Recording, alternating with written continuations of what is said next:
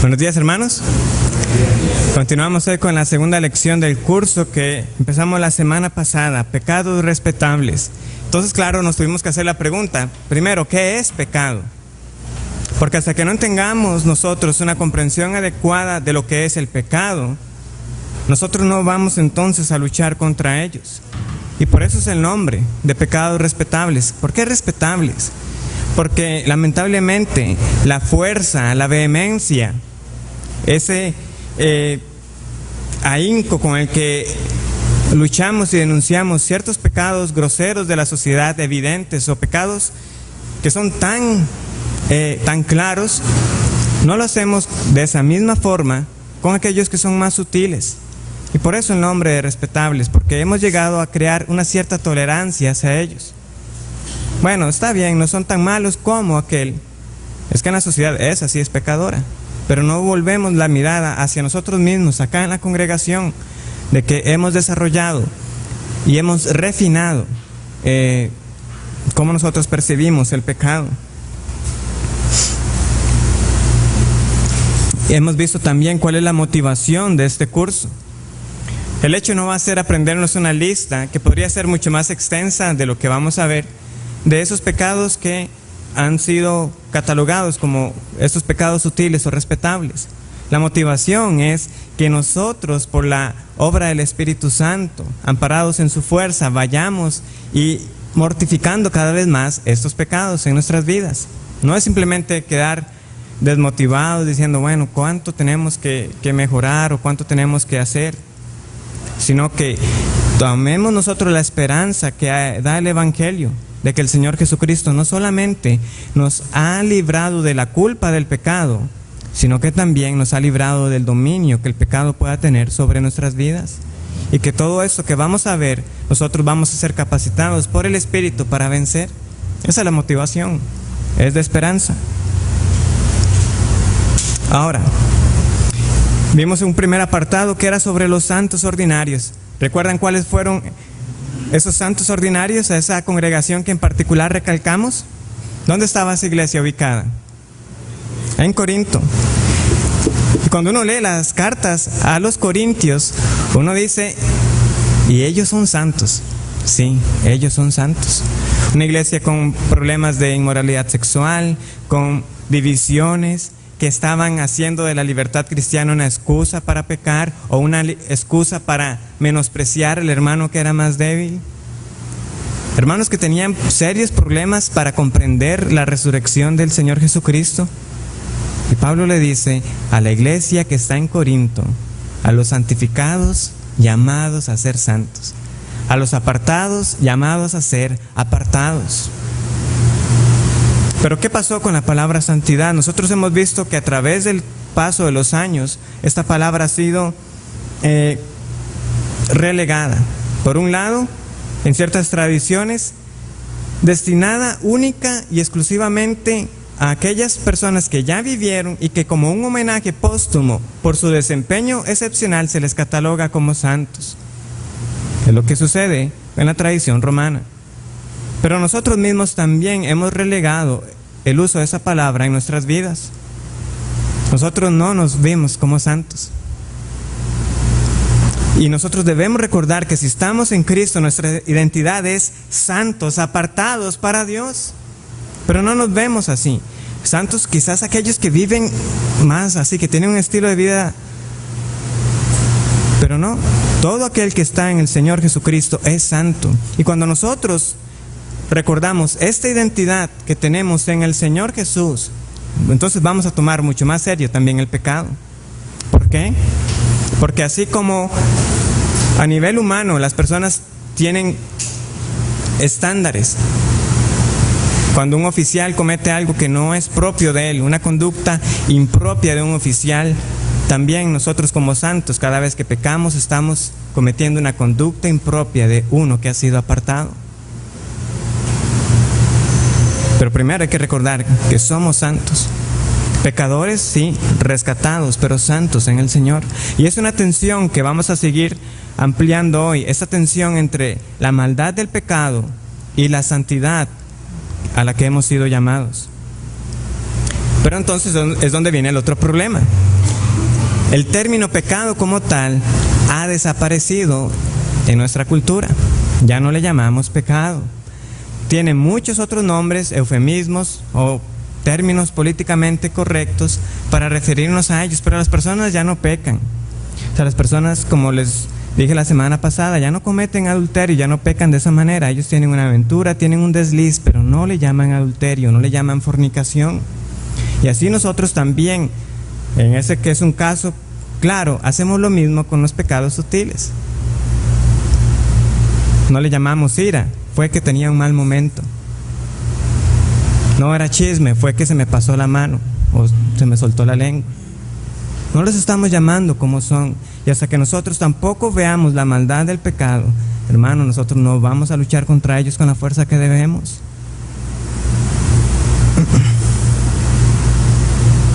Esto también tristemente a veces se ha trasladado a las congregaciones. Yo les dije que hubo alguien que hizo un estudio de sermones de iglesias bautistas y presbiterianas, donde se notaba que los predicadores, al tener que abordar el pecado, también usaban un lenguaje que era más suave y que generalmente también estaba dirigido a las personas de afuera, para que los que estaban ahí presentes no se sintieran incomodados. Y vamos a ver que hay una realidad, que cuanto más llenos estemos del fruto del Espíritu, más sensibles seremos nosotros al pecado. Nosotros no pudimos terminar toda la parte sobre el pecado. Yo solamente quiero recalcar un pequeño aspecto acerca del término, que también es posible que ya lo hayan escuchado antes. El término para pecado era una palabra que significaba fallar en el blanco. Amartia o amartitia, quizás lo han escuchado. O sea, cuando alguien tomaba un arco y disparaba y no daban el blanco, eso era pecado. Y usualmente, ¿cómo entendemos nosotros el pecado? Que el hombre ha fallado en su propósito de glorificar a Dios. Pero también hay otro sentido en el cual el pecado, en este sentido original de fallar en el blanco, se aplica. Y es que el hombre ha buscado satisfacer lo que debería ser satisfecho en Dios, buscando otras fuentes, y también ha fallado en ese sentido, ha perdido el blanco. Y es lo que nosotros vemos reflejado en los pasajes de Jeremías 2. Dos cosas o dos males ha hecho mi pueblo, espantado cielo sobre esto. Me han dejado a mí y han cavado para sí cisternas rotas que no retienen agua. Eso es pecado, han fallado. En vez de acudir a mí, se han desviado, se han apartado. O lo que también nos describe Santiago 1 acerca del pecado y la tentación. Que nosotros, dice Santiago, amados hermanos míos, no erréis, no fallen. Cuando ustedes son tentados, eso es de sus propios deseos, de sus propias concupiscencias. Y la concupiscencia, habiendo concebido, da a luz el pecado, y el pecado, habiendo dado a luz, concibe la muerte. Y vemos ese patrón. Y en cambio, ¿qué nos dice él? Recuerden más bien que toda buena dádiva viene del Padre de las luces. No fallen. Eso es pecar también. Nosotros no hemos cumplido nuestro propósito de glorificar a Dios y nos hemos apartado buscando aquello que nos satisface verdaderamente. Vamos a ampliar sobre ese término de santidad. Vamos a hacer un pequeño ejercicio. ¿Recuerdan? Si tuvieran que definirlo con una palabra, ¿cuál es la palabra que define santidad? Apartado. Esa es. Muy bien. Y ahora, ustedes dicen, yo no me acuerdo de la definición de santidad. Entonces, cuando ustedes se acuerdan que es apartado, ustedes se hacen tres preguntas. ¿Apartados de qué? ¿Apartados por quién? ¿Y apartados para qué? Y con eso nosotros tenemos cubierto en gran parte lo que significa la santidad de acuerdo a la Biblia. ¿De qué fuimos nosotros apartados? ¿Cómo es definido en la Biblia? Del pecado. O estábamos en las tinieblas y pasamos a la luz, estábamos muertos y ahora pasamos a vida. De eso fuimos nosotros apartados, de la pasada manera de vivir, de la vieja manera de vivir, de la vieja criatura. ¿Apartados por quién? ¿Quién nos apartó? Dios. Dios fue el que nos tomó del reino de las tinieblas y nos pasó al reino de los cielos. ¿Para qué? ¿Cuál es el propósito para el cual nosotros hemos sido creados? Para glorificar a Dios. Y nosotros podemos separar eso en propósitos particulares más específicos. Primera de Pedro, capítulo 2. Vosotros sois nación santa, real sacerdocio, pueblo adquirido por Dios. ¿Para qué? Para anunciar las virtudes de aquel que nos llamó de las tinieblas a su luz admirable. ¿Quieren recordar un versículo que resuma la santidad? Recuerden Primera de Pedro 2:9. De las tinieblas a su luz admirable. ¿Apartados por quién? Pueblo adquirido por Dios. ¿Para qué? Para anunciar sus virtudes. Y ahí tenemos nosotros un gran versículo que prácticamente nos resume la santidad. Por supuesto, entendemos que esta santidad ha sido hecha posible por el sacrificio hecho por Cristo. Primera de Corintios capítulo 6. Porque habéis sido comprados por precio, glorificad a Dios en vuestros cuerpos. Eso es posible solamente por lo que Cristo ha hecho. Ahora, vamos a ver unos pensamientos de este autor llamado Kevin DeYoung. Él es un pastor y hay un libro muy bueno que se llama, así como en español, El hoyo en nuestra santidad. Y él va a empezar indicando que en nuestro tiempo, lamentablemente, este conocimiento de la doctrina reformada, de las doctrinas de la gracia, no se ha visto igualmente reflejado en una búsqueda por la santidad. Y él resume muy bien otra vez la santidad y va a poner otros pasajes. ¿Para qué hemos sido nosotros salvados? Él dice, la misión de Dios en el mundo es salvar a su pueblo y santificar a su pueblo. No ha sido solamente salvarnos. ¿Recuerdan cuál era la definición en Corintios? A los santificados, llamados a ser santos. Pero no dice cómo, si ya estamos apartados, llamados a ser apartados. Ok, ustedes ya son santos en el Señor. Eso no cambia. No es algo que ustedes ganan.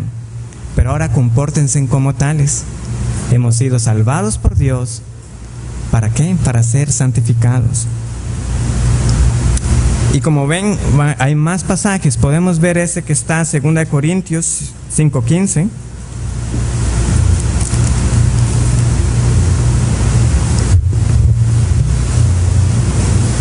Segunda de Corintios 5:15 dice de esta manera: y por todos murió, para que los que viven ya no vivan para sí, sino para aquel que murió y resucitó por ellos. Hubo un propósito en la muerte del Señor, no fue solamente pagar el precio de nuestra redención. Es que ya nosotros no vivimos para nosotros mismos, ahora nosotros vivimos para aquel que nos ha rescatado. No vivan para sí, sino para aquel que murió y resucitó por ellos. Por eso hay algo que se espera de todo aquel que es santo en el Señor. O Efesios 1:4, unas páginas más adelante. Una vez más, ¿cuál es el propósito? Según nos escogió en Él antes de la fundación del mundo, para que fuésemos santos y sin mancha delante de Él. Ese es el propósito que hubo desde antes de la fundación del mundo, en la elección. No porque éramos santos, sino para que fuéramos santos. Es un verso muy claro. No hemos sido escogidos por un conocimiento anticipado que Dios tuviera acerca de cuán buenos íbamos a ser, o de que íbamos a ser receptivos a su mensaje. No, todo lo contrario. Estando muertos en delitos y pecados, Él nos escogió antes para que nosotros fuésemos santos y sin mancha.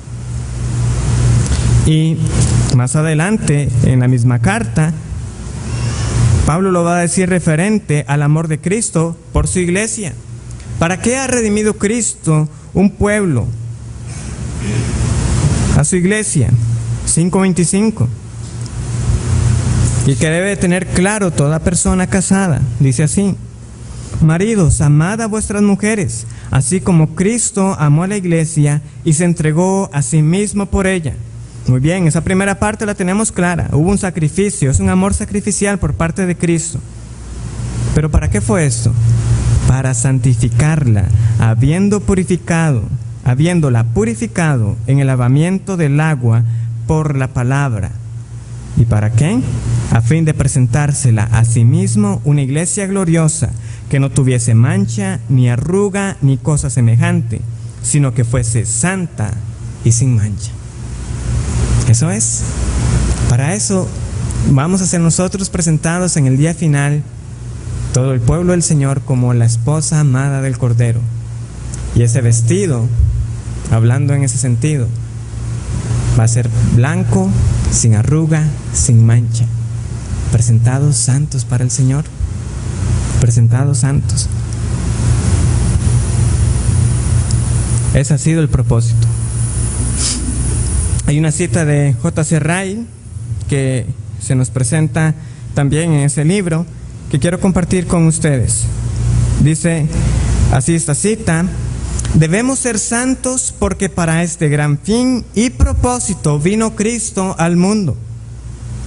Jesús es un Salvador completo. Él no quita la culpa de pecado de un cristiano meramente. Él hace más.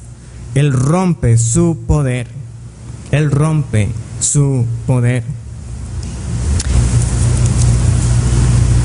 Es un predicador del siglo XIX, J.C. Ryle. Vamos primero a buscar algunos de esos pasajes que están ahí. Primera de Pedro 2:9.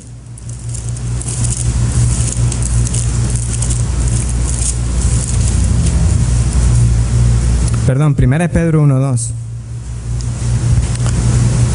Dice así, una vez más: elegidos según la presencia, es decir, el conocimiento anticipado de Dios Padre, en santificación del Espíritu. En santificación del Espíritu. Es el Espíritu Santo quien nos va a capacitar a nosotros para vivir esas vidas apartadas para Dios. Una vez más, no porque tuviéramos nosotros esa capacidad de nosotros mismos, sino que es posible por la obra del Espíritu Santo. Romanos 8:29. Pasaje conocido. Cuando uno lee el versículo 30 de Romanos 8, uno ve que se nos habla de los que predestinó, a estos llamó, y a los que llamó, a estos justificó, y a los que justificó, a estos también glorificó. Y uno dice, ¿dónde está la santidad ahí? Qué extraño que haya dejado por fuera, y a los que llamó, a estos también santificó. Pero si uno lee el versículo 29, ese propósito de la santidad, de ser apartado, ya ha sido expresado. Veamos lo que dice: porque a los que antes conoció, también los predestinó para que fuesen hechos conformes a la imagen de su Hijo. Ahí está el propósito. ¿Para qué hemos sido llamados? Para ser como Cristo. Esa es la meta. Ahora usted ha sido rescatada y ahora va a empezar una vida en la cual día tras día usted va a ser moldeado para cada día más parecerse al Señor Jesús. Hemos sido apartados para comportarnos como tales. Y la meta es llegar a ser como Cristo. Ese debe ser nuestro anhelo también. Efesios 1:4, bueno, ese ya lo leímos.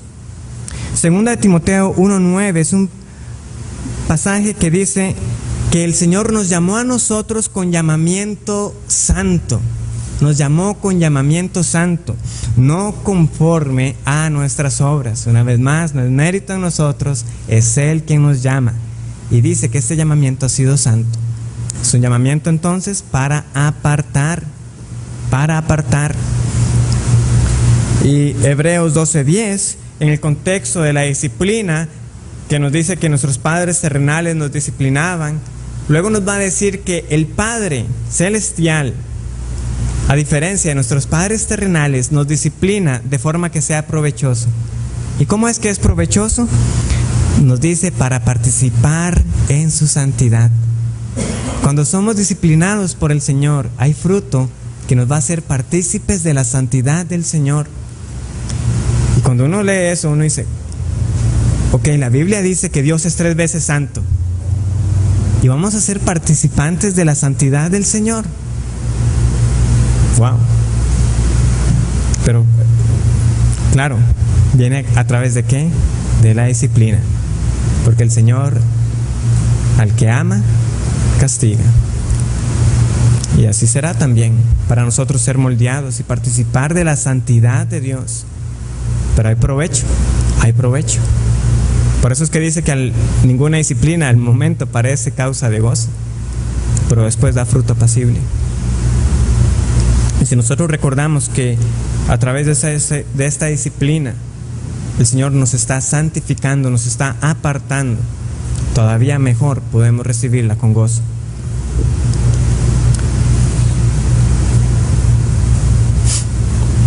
Pero ese es el temor que hay.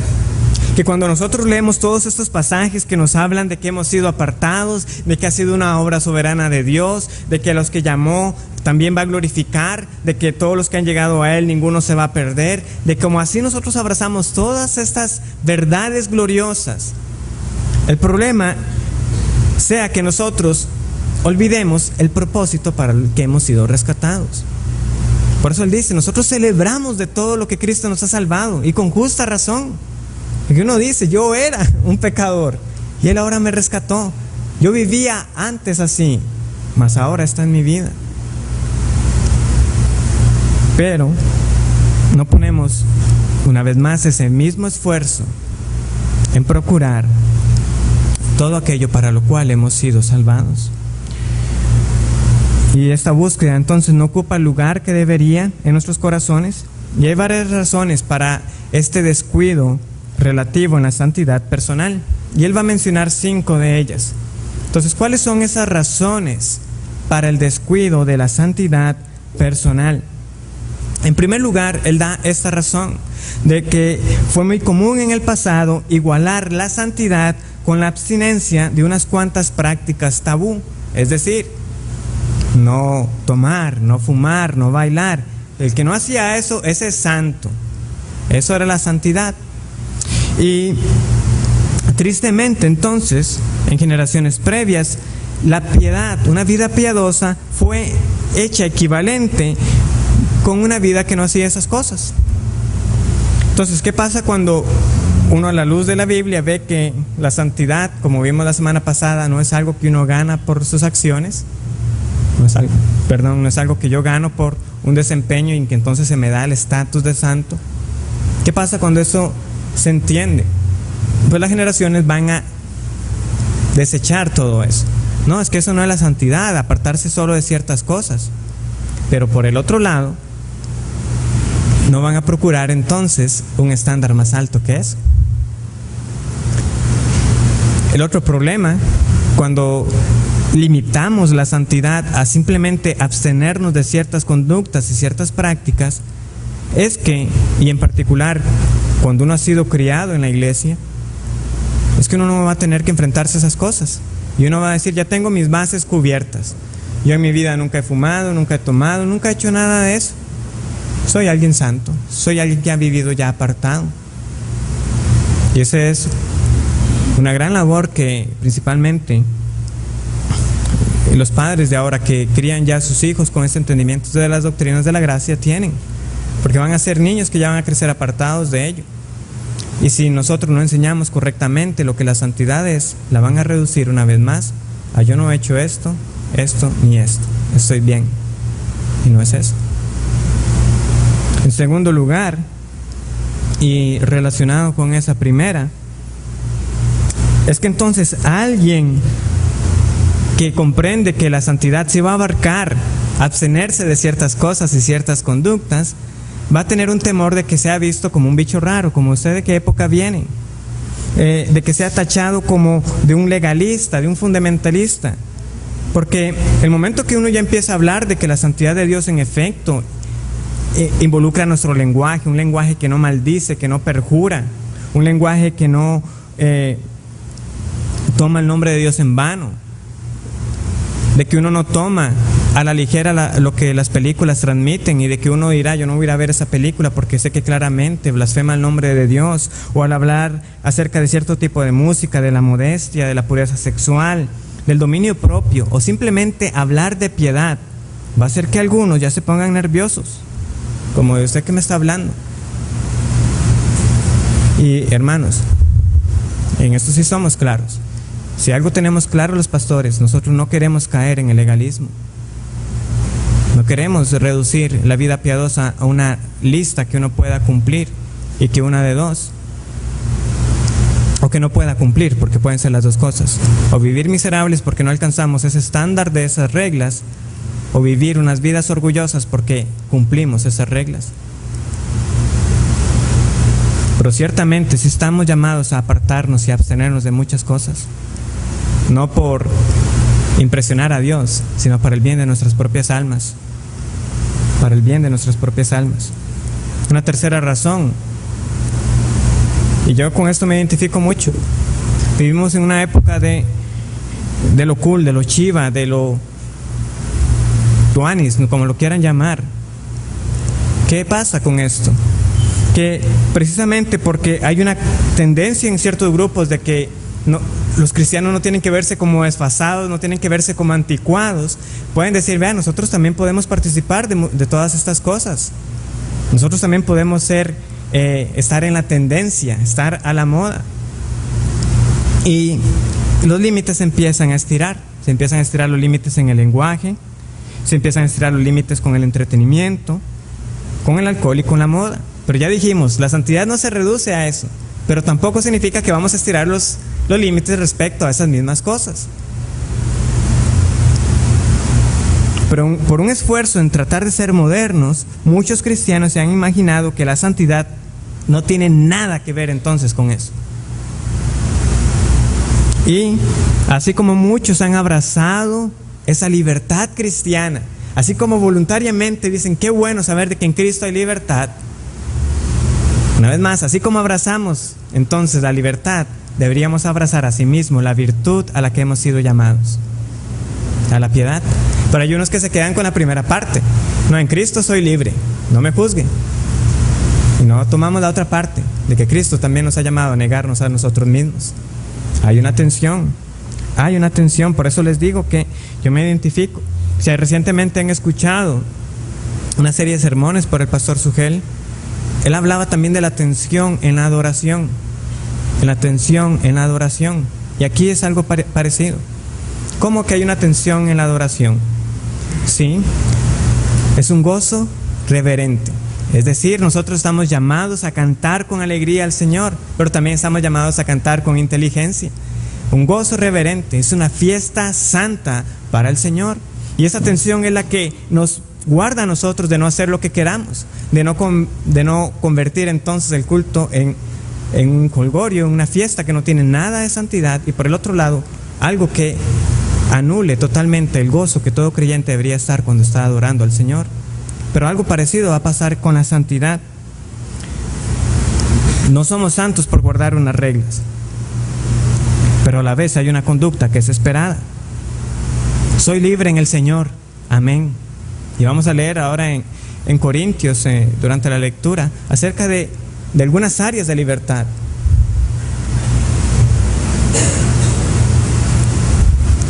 Pero a la misma vez, si yo soy un santo en el Señor, ¿cómo va a identificarse que uno es luz en el mundo? ¿Cómo va a identificarse que uno es sal para la tierra? Andemos sabiamente, dirá Pablo. Vean bien cómo andan, vean bien cómo usan su tiempo. Precisamente cuando esa tensión que les digo entre la virtud y la libertad no es entendida, se va a caer en uno de dos extremos. En primer lugar, entre los cristianos más liberales, ¿qué va a pasar? Como han abrazado tanto esa libertad, cada vez que se mencione de una búsqueda radical por la santidad, uno de inmediato va a ser sujeto a sospechas. Como un momento, ¿de qué me va a hablar usted? Como que no se puede hacer eso, como que no se puede hacer lo otro. Y uno va a ser inspeccionado como diciendo, no, usted lo que es juicioso, usted lo que es intolerante. ¿Por qué? Porque no han comprendido la parte de la negación. Pero si nosotros vamos a ser sin mancha, se requiere que distingamos cuáles actitudes, cuáles acciones y cuáles hábitos son puros y cuáles son impuros. Pero sí, hacer este tipo de clasificaciones nos va a meter en problemas como el autor lo llamaba, la policía del pluralismo. Algunos han escuchado ese término, un fashion police o el policía de la moda, aquel que anda viendo, vea cómo se viste fulanito y tal, llegó a tal actividad con esto. Vamos a ser blancos de, es que en ese grupo no permiten tal cosa, en aquel lugar no permiten tal otra. Pero tenemos el otro extremo. Entre los cristianos más conservadores existe muchas veces la noción equivocada que si nosotros estamos verdaderamente centrados en el Evangelio, nosotros no vamos a hablar entonces de normas o de imperativos, de que no vamos a hablar de que los creyentes estamos llamados a un ejercicio moral también. ¿Y por qué es que pasa esto? Bueno, voy a aclarar antes qué es lo que nosotros queremos dar a entender con indicativos e imperativos. ¿Qué es un indicativo? Es cuando nosotros vamos principalmente en las cartas paulinas, es tan evidente este corte, donde primero se muestra todo lo que Dios ha hecho. Esto es el Evangelio. Cristo es vuestra santidad, Cristo es vuestra inteligencia, en Él están todos los tesoros de la sabiduría, Él es vuestra justicia. Todo esto son los indicativos, que nosotros entendamos el Evangelio. ¿Pero qué son los imperativos? Son las acciones a las que somos llamados, pero habiendo entendido primero el Evangelio. Porque Dios ha hecho esto, porque Cristo ha hecho esto, ahora ustedes hagan de esta manera. Esos son los imperativos. Pero un esfuerzo por nosotros no confundir los indicativos con los imperativos, de que lo que nosotros hacemos no gana el favor de Dios, sino porque más bien en Cristo ya ese favor ha sido ganado, a veces destruimos por completo los imperativos. Como si la obediencia, como si el ocuparnos en nuestra salvación no fueran también mandamientos. Sí, debemos ser enfáticos.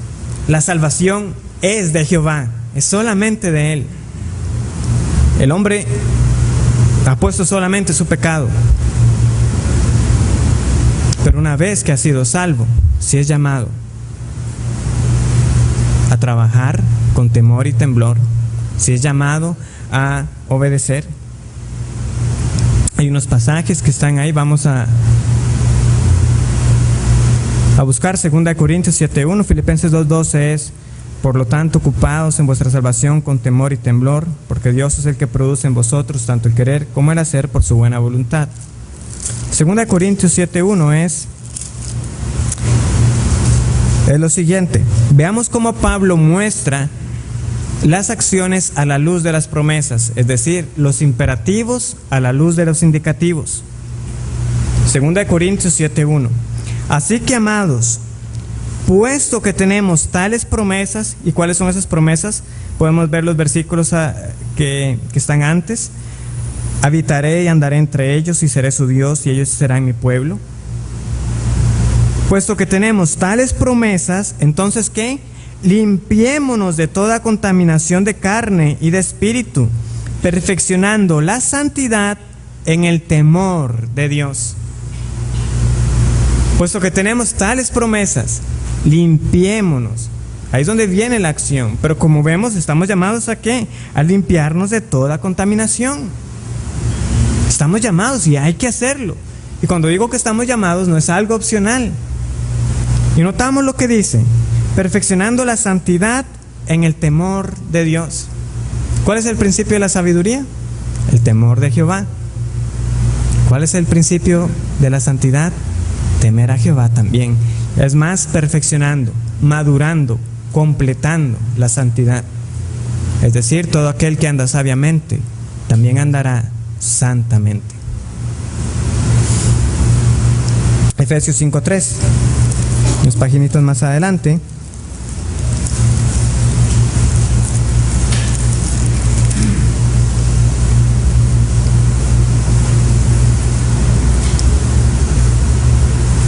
¿Cómo sabemos que en efecto el Evangelio tiene imperativos? Dice el versículo 3: pero fornicación y toda inmundicia o avaricia ni aun se nombre entre vosotros, como conviene a santos. Ni aun se nombre. O sea, ahí estaba esa meta.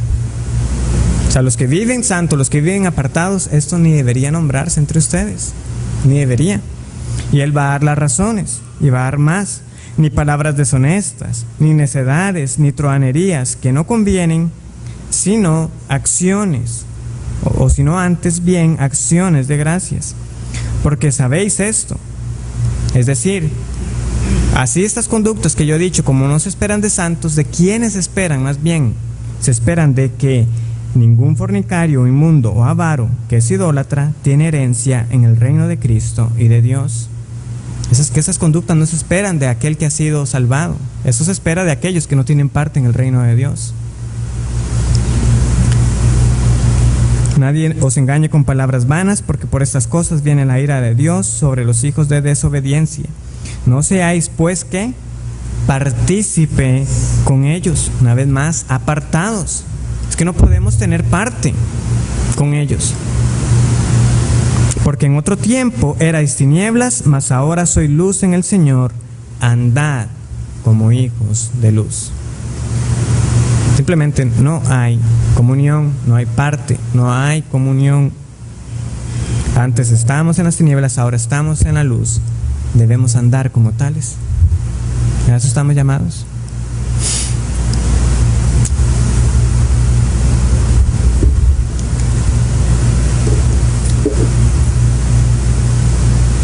Las doctrinas de la gracia y el estudio serio de la Escritura llama a muchos, y principalmente en las poblaciones de personas más jóvenes, a emocionarse con muchas cosas, que habiendo entendido esto, ahora sí pueden servir en el evangelismo con un mejor entendimiento, sí pueden servir a causas sociales con un mejor entendimiento, sabiendo que la iglesia no está llamada para erradicar la pobreza.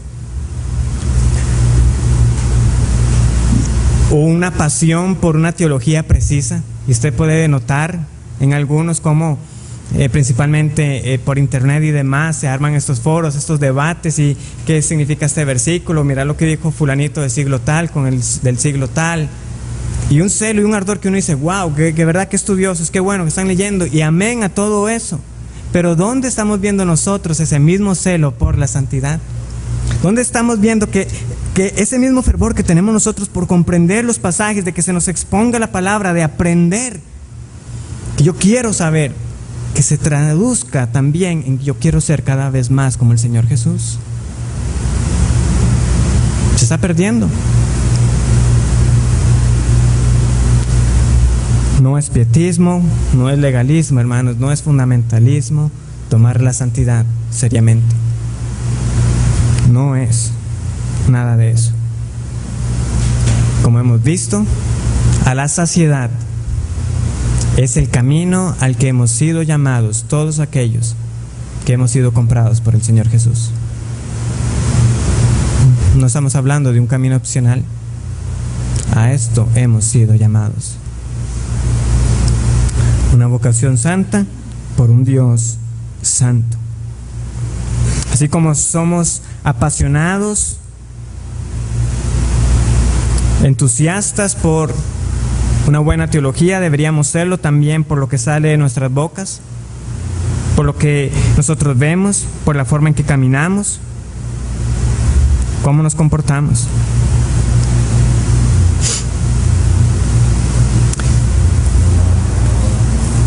Y es que cuando nosotros comparamos lo que la Escritura está compuesta, y principalmente las cartas al Nuevo Testamento, nosotros vamos a ver que los mandamientos para tener cuidado de los pobres, de bien social, son una gran minoría. No que no están ausentes, sí están, y debemos hacerlo, pero son una minoría cuando comparamos primeramente a cómo, como cuerpo de Cristo y como santos en el Señor, debemos comportarnos. Sí, la religión pura y sin mácula es esta: visitar a las viudas y a los huérfanos en sus tribulaciones. Y luego, ¿qué dice? Y guardarse sin mancha del mundo. ¿Y qué sigue después en la carta? Todo un tratamiento sobre la lengua, sobre la fe, sobre las obras. En la carta de Santiago, por dar un ejemplo: sed santos como Dios es santo.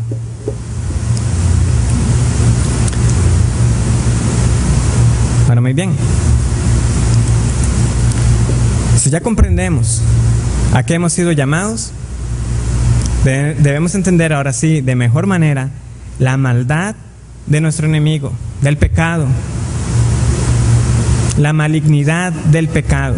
Y hay una buena analogía con la que vamos a desarrollar esta parte de la clase para el pecado, y la vamos a comparar con un cáncer. Ustedes saben que médicamente generalmente se clasifican como un tumor benigno y un tumor maligno. Cuando un tumor es maligno, ¿qué quiere decir que un cáncer es maligno? Es cuando se puede ya propagar por las diferentes partes del cuerpo, o un término que sería la metástasis, creo que así se pronuncia, la metástasis, esa propagación que se da en el cuerpo, que ustedes saben que está en un órgano, parece que ya se ha tratado ahí, y luego da la mala noticia de que no, ya se había pasado a otro, y cuando se creía erradicado, vuelve a aparecer, y así se propaga. Y todos nosotros, de una u otra manera, hemos conocido estos casos, donde parece que ya ha desaparecido, que ya no hay cáncer, y cuando se ve todo el cuerpo, ya ha sido afectado. Así es el cáncer, se propaga, es un mal maligno, por decirlo de una manera, y van a ver por qué esas redundancias. Un mal maligno, es pecaminoso, es perverso, es un mal moral y espiritual que se puede esparcir por todo nuestro ser y contaminar cada área. Y no solamente puede, es que en efecto, antes de la obra regeneradora del Espíritu Santo, así es como el pecado nos ha afectado. La doctrina de la depravación no es que nosotros somos todos los pecadores que podríamos llegar a ser, es que extensivamente cada parte de nosotros ha sido afectada por el pecado, y que no cometemos todo lo que seríamos capaces porque el Señor lo restringe. Pero no hay parte. Todo nuestro ser, nuestros pensamientos, nuestras emociones ha sido afectado, ha sido corrompido, toda nuestra naturaleza en su extensión. Y así como también nos afecta a nosotros, el pecado hace metástasis y afecta a los que nos rodean. Porque rara vez un pecado que nosotros cometamos va a afectar solamente nuestra vida. Cuando una palabra corrompida sale de nuestra boca, a menos de que lo haya dicho usted allá en un bosque apartado donde nadie lo escuchara, usted también está corrompiendo la mente de quien lo ha oído. Vemos entonces la seriedad. Cuando usted roba, y claramente hubo alguien que fue robado, siempre el pecado va a afectar a alguien más. Hace metástasis, espiritualmente hablando. Hay una cita que viene ahí de ejemplo, es Efesios 4:29, pero es este pasaje: ninguna palabra corrompida salga de vuestra boca, sino la que es buena y necesaria para la edificación.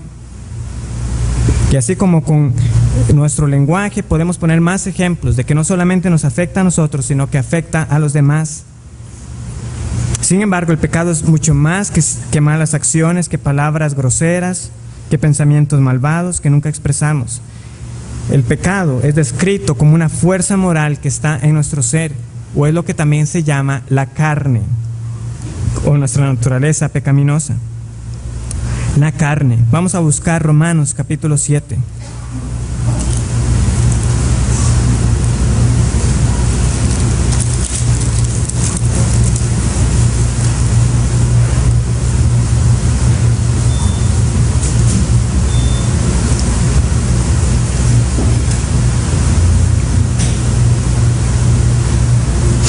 Dice así: mas el pecado, tomando ocasión por el mandamiento, produjo en mí toda codicia, porque sin la ley el pecado está muerto. Y yo sin la ley vivía en un tiempo, pero venido el mandamiento, el pecado revivió y yo morí. Y hallé que el mismo mandamiento que era para vida, a mí me resultó para muerte, porque el pecado, tomando ocasión por el mandamiento, me engañó y por él me mató. También es llamado, como lo vimos la semana pasada en Gálatas 5:17, los deseos de la carne.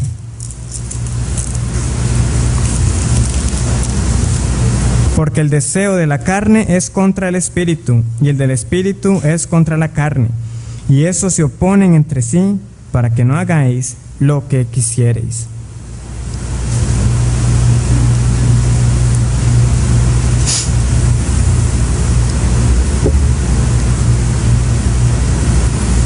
Pero ¿qué pasa con esos pecados respetables?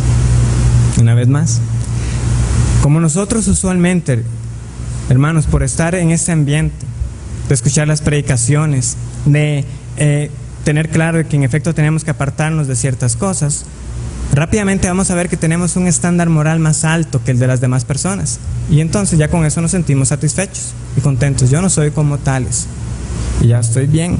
Pero nosotros estamos llamados siempre a evaluarnos a la luz de la Escritura, no a la luz de las vidas de las demás personas. Y por eso decía ese autor que, como el cáncer, el pecado también es sutil, en especial estos respetables, estos que hemos refinado. ¿Por qué? Porque uno no sabe que están ahí. Algunas veces se están desarrollando y lamentablemente ya nos damos cuenta cuando se ha esparcido por el cuerpo, cuando ya las consecuencias empiezan a ser notorias.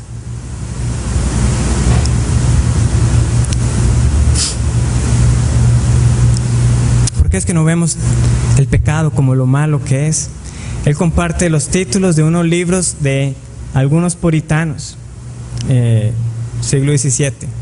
Vean los títulos que tenían esos libros en aquella época. La pecaminosidad del pecado, la malicia del pecado, la anatomía de los pecados secretos, el mal de los males o la extrema pecaminosidad del pecado. Ese es todo un título. Y si ustedes me preguntan, la primera vez que yo leía todos esos nombres, dije, pero no están exagerando estos hombres. La pecaminosidad del pecado o la extrema pecaminosidad del pecado. ¿Qué es lo que ha pasado? Que nosotros no reflexionamos, no estamos apercibidos como estos hombres estaban de la maldad del pecado. Que uno que lee eso, hombres, pero qué exagerados, ¿no? O sea, sí, el pecado es malo, dirá uno, pero ¿por qué es que tenemos nosotros esa reacción ahora y no ver como ellos que en efecto el pecado es pecaminoso, de que es malvado, de que engaña, de que pone trampas?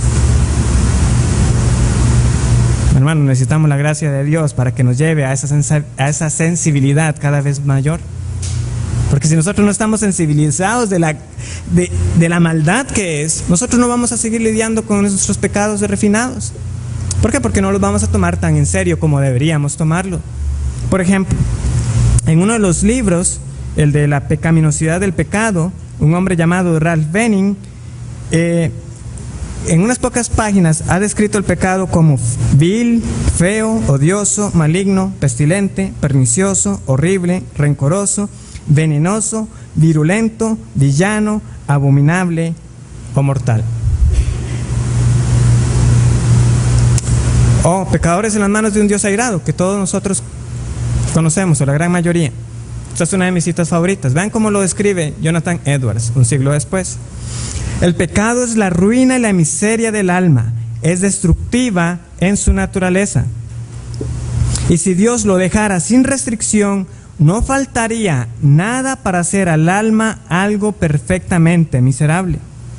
La corrupción del corazón del hombre es inmoderada e ilimitada en su furia, y mientras el impío vive aquí, es como un fuego contenido por las restricciones de Dios, que si fuera dejado en libertad, atacaría con fuego el curso de la naturaleza, ya que el corazón es ahora un montón de pecado, de no ser restringido, inmediatamente convertiría el alma en un horno ardiente o en un horno de fuego y azufre. No se necesita nada más para hacer el alma perfectamente miserable. Así se describía. Vemos nosotros la realidad del pecado de esa manera, de que en efecto, si no fuera por la gracia de Dios, sin esta restricción, nuestras vidas serían un infierno en la tierra, incendiadas, y que incendiaríamos el curso de la naturaleza. Entonces, ¿cuáles pecados tenían estos hombres en sus mentes? Adulterio, fornicación, pecados secretos. ¿Recuerdan la anatomía de los pecados secretos? Estamos pensando nosotros, hermanos, que nuestra impaciencia, que nuestro orgullo, que el resentimiento, que la frustración, que la autocompasión son igualmente odiosos, son igualmente perniciosos ante los ojos de Dios. Los estamos viendo de esa manera. Hermanos, porque tolerar esos pecaditos pequeños que la gente quiere ver de esa manera es como alguien que ignora el cáncer en su propio cuerpo, que sabe que lo tiene y lo está ignorando. Tolerar los pecados en nuestra vida espiritual es tan peligroso como tolerar el cáncer en nuestros cuerpos. Y pecados en apariencia más pequeños nos van a llevar a nosotros a los más graves. Una mirada con lujuria puede terminar en adulterio. El odio puede terminar en homicidio. ¿Por qué? Porque el asesinato tiene a menudo su origen también en la ira. Alguien se airó contra alguien, tenía algo contra él, y del pensamiento pasó al hecho. ¿En quién estamos pensando nosotros cuando leemos cosas como estas? En David, ¿verdad? Por cuestión de tiempo no vamos a poder avanzar más. Ahí tienen el pasaje. Pero nosotros vamos a recalcar simplemente lo siguiente. Aunque si bien el pecado de David empezó con algo de ocio, ¿recuerdan cómo fue que Natán lo enfrentó en 2 Samuel 12? Porque has despreciado la palabra de Dios. Y más adelante, has despreciado a Dios mismo. Hermanos, cuando nosotros no tomamos en serio lo que la palabra de Dios dice sobre el pecado, estamos exponiéndonos a la misma situación peligrosa en la que estuvo David, de que un pecado menor vaya a cosechar pecados más grotescos.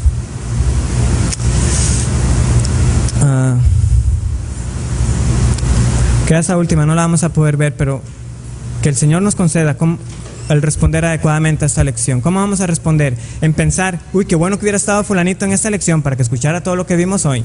O vamos a responder más bien, Señor, concédeme ver a mí el pecado como está en tu palabra y concédeme el arrepentimiento. Que sea esa nuestra respuesta por la gracia de Dios. Señor les bendiga.